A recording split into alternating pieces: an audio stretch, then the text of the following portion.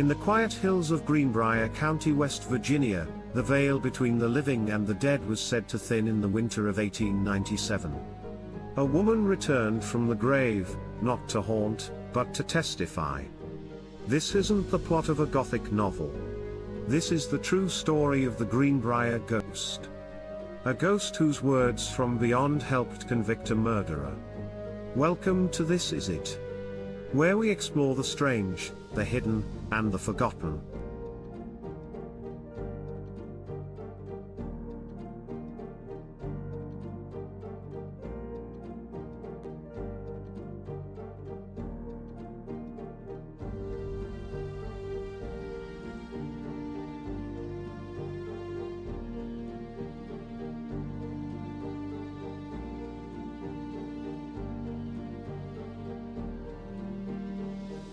On January 23, 1897, a local boy was sent to the home of Zona Heaster, a young bride just months into her marriage. What he found chilled him to the bone: Zona lying at the foot of the stairs, lifeless. Her eyes wide open. Her body oddly positioned. Her husband, Erasmus Scribbling Trout Shoe, was already there, and oddly composed.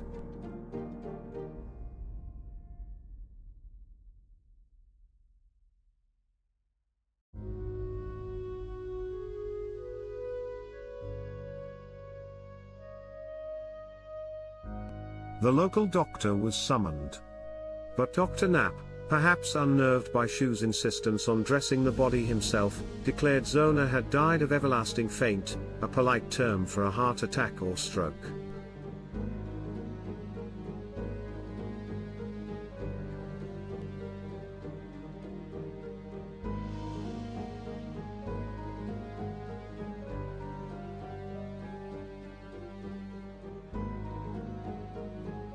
But Zona's mother, Mary Jane Heaster, wasn't convinced. From the moment she heard the news, she felt something was deeply wrong. She believed her daughter had been murdered, and that Shu was hiding something. Her instincts would soon be confirmed in the most unearthly way.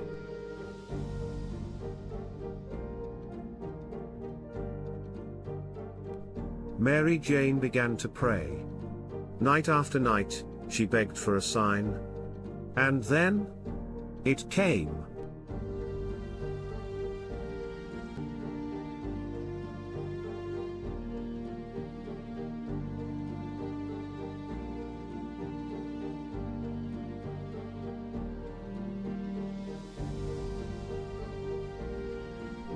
According to Mary Jane, Zona's ghost appeared to her on 4 consecutive nights. Dressed in the very clothes she died in, the spirit claimed that Edward Stribling Trout Shoe had been cruel, abusive, and that he had broken her neck in a fit of rage. The ghost even demonstrated how he did it, turning her head 180 degrees.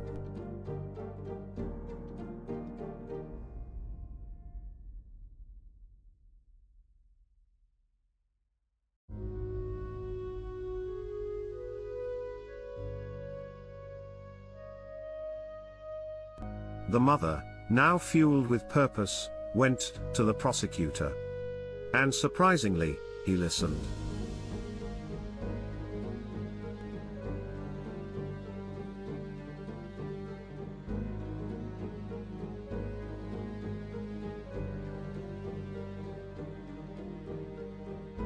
The body of Zona Heaster Shoe was exhumed. An autopsy revealed exactly what the ghost had said: her neck had been broken.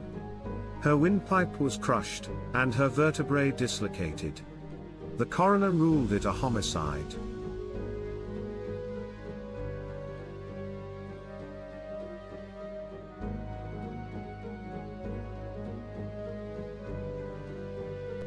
Shu was arrested, and his past came to light. He had been married twice before. One wife had died under mysterious circumstances, and the other had fled from abuse.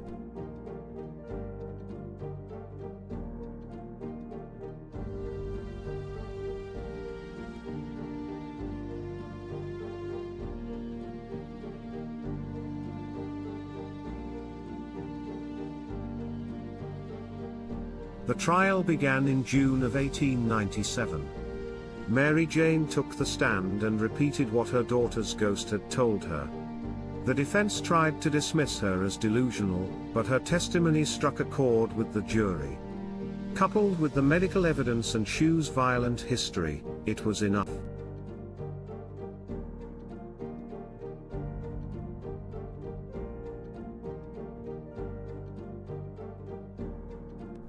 Erasmus Stribling Trout Shu was found guilty of murder and sentenced to life in prison. He died just a few years later.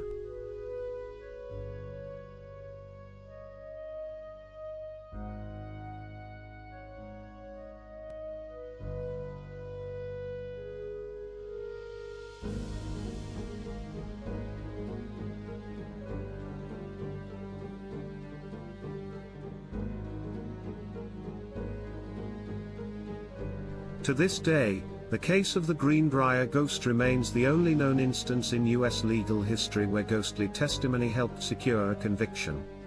A historical anomaly.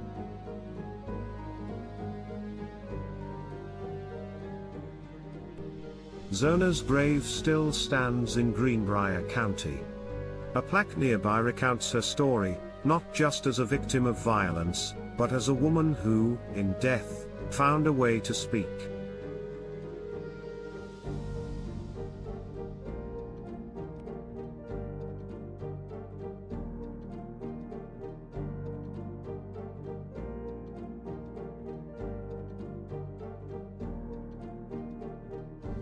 Skeptics will say Mary Jane imagined it all. That grief conjured a ghost. But what if the truth lies somewhere else, between emotion, memory, and mystery?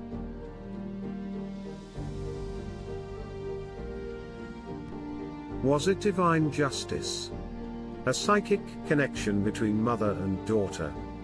Or was the ghost of Zona Shu real, and determined to make sure the truth did not stay buried? Thanks for watching. This is it. Where stories like this remind us the past is never really gone. If you liked this video, consider subscribing, liking, and hitting that bell for more journeys into the strange and the uncanny.